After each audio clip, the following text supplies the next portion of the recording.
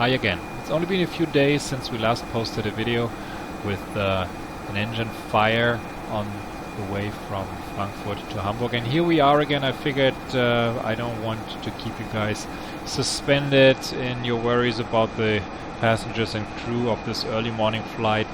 We're still barreling here through the clouds, and you can see only one landing light is working. That is a good indication for you that only one generator bus is powered, and that's true. So we will start the APU and fire that up, and it has its own little generator that we can then use to power the generator bus number. The starter kicks in, EGT starts rising, and soon it will be online. I did all the other things that you need to do after an engine failure. I turned off the left pack, left bleed, closed the isolation valve to separate the ducts. You can see the left pressure is 0, the right one, right pack is on high flow.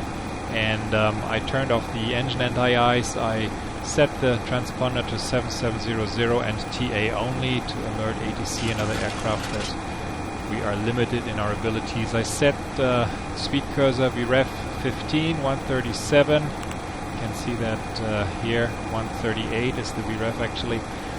Turn the auto brake to 3 and the flap inhibit switch to inhibit. So we are in good shape. You can see we're closing in on Hamburg, a little left of the center line, so we'll re-intercept at 16 miles here. Turn right a little bit, and we should be able to start our approach soon. I just wanted to show you one more thing that we did recently. I'll turn the background to full bright, and you see the emergency lighting come on. There's like a fluorescent tube under the glare shield, and if you turn that to full power, it gives you nice illumination. What is going on? Master caution, flight control. Master caution, hydraulic. Autopilot disconnect. Cancel the warning with a brand new autopilot disengage button on the yoke, and we are in manual flight. Fly the airplane, get back to 3,000 feet, add a little power, turn back to the localizer, and then we'll figure out what's going on in just a second. There's usually 2 people in an aircraft. One can fly, one can look at all the systems. I only have myself here, so I'm going to use autopilot B. I know already why autopilot A is not working. I'll explain to you in a second. Climbing back up to 3,000 feet, re-engage, heading select, and you can see altitude acquire, we're okay. Need a little more power, coming a little too slow here, 210 knots. So I'm increasing thrust a little bit, and I don't, let's cancel the master caution for now, want to worry about my speed anymore, so I will re-engage the auto thrust. I cannot push this one back up. This is a limitation of X-Plane. I have to make them join up again for a second, and now I have manual thrust control again. You can see only the right engine is running, but now I can use the auto thrust again, and of course set a safe speed, and it should keep me alive. Getting close to the airport now, 9 miles left. That is too close. I'm turning again on a downwind heading, and ATC knows that they have a lot of trouble with me this morning. Turning back to 50 degrees here about, and we'll figure out what's going on. I'll glance at my hydraulic panel down here and just scoot over so you can see what's going on. This is the quantity down here, and you see system A is totally empty, so something broke in the A loop, and you see there's no hydraulic pressure on A. And if I glance up at the hydraulic panel, you can see immediately that well, the IXEG 1 still has no pressure because I did not get around to connecting the APU. We'll do that in a second. And there's low pressure on IXEG 2. This is the A pumps, but there seems to be pressure on engine 1. Why is that? Well, first let's connect the APU to generator bus 1. And you see now the B hydraulic has full power again. Both pumps are running, but there's still no light here. Well, the answer is easy. We pulled the engine fire warning switch here, and if we push that back in, you see glancing up, don't get dizzy, now the light is running. It gets disarmed when you pull this light, not to confuse, when you pull the switch, not to confuse the pilots. And as you can see now it's off again. So indeed we have loss of A system pressure, and we need to deal with it. Well, there's a lengthy checklist with that. The good thing about Boeing airplanes is usually the pilot knows what's going on when something goes wrong. So it's like the book where you know the end of the story. We'll have to deal with the manual gear extension. Some flight controls aren't working so well anymore, and to remedy that, you can see flight controls A have low pressure. We will start the standby system. This is also in the abnormal list. You watch this light here. It's the low pressure light for the standby pump. It's disarmed right now, but as soon as I turn the system on, it gets armed, low pressure, and as the pump ramps up the pressure, the light goes off. That's what we want to see. Now we have flight control A powered again with standby hydraulic, and the standby hydraulic is also available for the left reverser. Of course we don't need it because the left engine isn't running anyway, but it's nice to have. We have some, the ground spoilers won't work, nose wheel steering won't work. These things we have to take care of, but we are going to land here in Hamburg. The runway is long and they can tow us off the runway eventually. I did turn on the fasten belt signs before, made my announcement to the passengers telling them that we have a slight problem with the airplane, and of course there's not much to worry about. I set up for the ILS approach. The decision height 250 feet is set already, and you can see the localizer and glide slope indication here on the left side. There's another little quirk. If I want to arm the approach mode now, you see nothing happens. The light doesn't come on. Why is that? Well, autopilot B is in command now, and autopilot B is connected with the radio 2, but there's Ulster DME set, there's no ILS set. So basically, see, there's no indication on the FO side, and the autopilot B cannot intercept the ILS set on nav1. So I'm going to switch this real quick. 11.5, and now you see the scales are here, and if I hit approach mode, you see the glide slope and view are armed, and the plane can intercept that just fine. I'm going to start by selecting flaps 1 and decreasing speed to 170 knots here. This is flaps 5 speed. You can see the flaps start to drive and go to flaps 5. My lazy co-pilot did not set the VREF of 138, so I'm going to do it for him. Here we go. And if you look onto his map, you see Pisas is where we want to start descending. That's another 5 miles to go, so we have time to deal with the manual gear extension. And now we get a master caution ELEC. Why is that? Well, the plane slows down. The engine 1 isn't windmilling fast enough to keep the oil pressure up in the engine 1 electrical generator. That's why we get the low oil pressure light, just like when you shut down the engine on the ground. So that's normal. We can cancel that and not worry about it.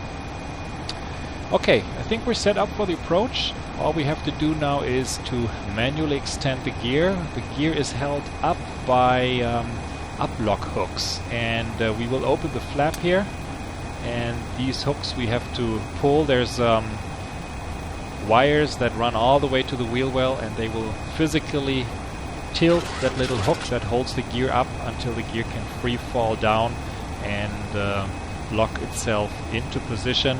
I'm going to set the Ulster DME back here real quick so I know how far we are away from the field. It's set right smack in the middle of Hamburg, and you see there's still 12 miles to go. So I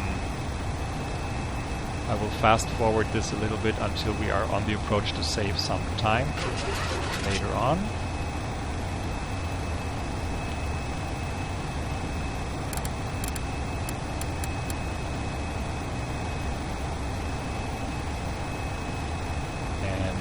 About 10 miles, the glide slope should come. Here we go. Time to think about the speed, the wind correction that we want to do. There is a 20 knot wind on the ground, so half of the steady wind speed is 10 knots. So we want to add 10 knots to our VREF, so the target speed would be 148 later on. Let's memorize that, and as you see, the plane approaching the glide slope, just coming up on the Pisas intersection here, and there seems to be some weather ahead.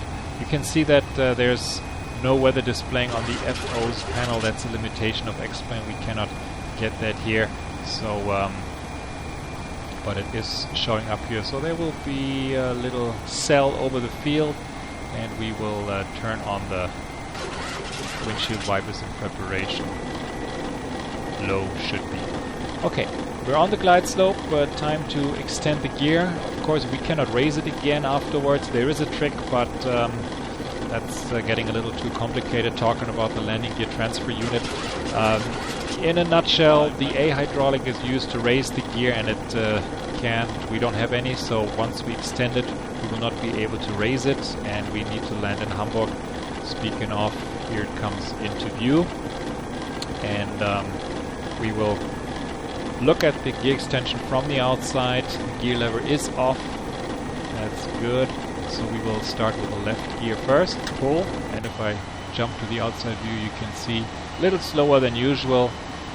Gravity is pulling it out, and I'm proud to say that we did model the effect of gravity, so if you do a 0G or even negative G and you pull the little handle, nothing will happen, and the gear will come out according to the normal G that the plane is currently experiencing. Okay, time to get the other landing gear out, and you see where I do that, the red light comes on just like it says in the abnormal list, and the green light too. That's what we look for. Nose gear, right gear, and you see them come out and hopefully lock into place. And once that is done, we're in good shape. We know we have 3 good landing gears.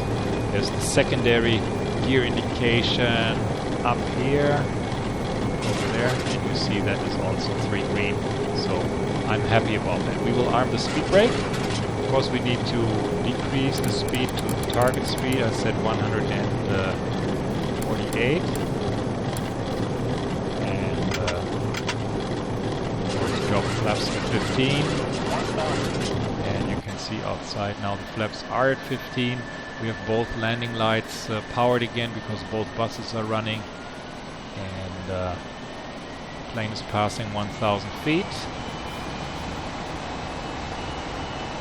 And you can see with the wind and the asymmetric thrust, this is not a very straight approach. The plane is crabbing a little bit, but I think it's doing pretty good. Okay, here we are, stable at 600 feet. Time for me to get into the manual flying. I'm going to set up my view position nice and straight, and I get manual thrust control, memorize the pitch, and here we go, manual flight.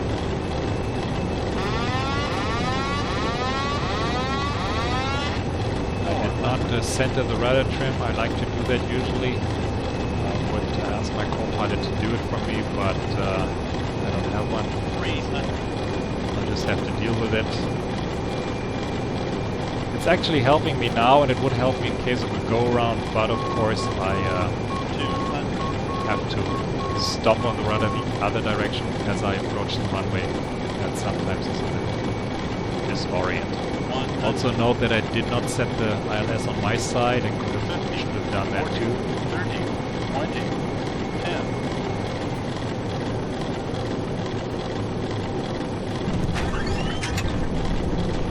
And reverse.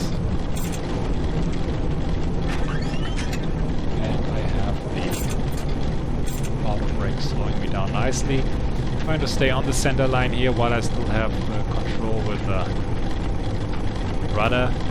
This diminishes as I lose airspeed, and now I'm below 80 knots, so my nose wheel isn't doing much anymore. But the auto brake will slow me down all the way. And I close the reversers again and turn off the wipers before they wreck my nerves anymore. Okay, we made it safely down, and I said I wanted to show you the thrust reversers, the different speed. Remember, the left one is driven by the standby system, so if I deploy them, you can see the right one jumps right open, the left one is a little more slow. Same of course for closing them. That's just the effect of the standby pump being a lot weaker than the engine-driven pump that is working the dehydraulics. I hope this was interesting for you, that you're not worried about the passengers anymore.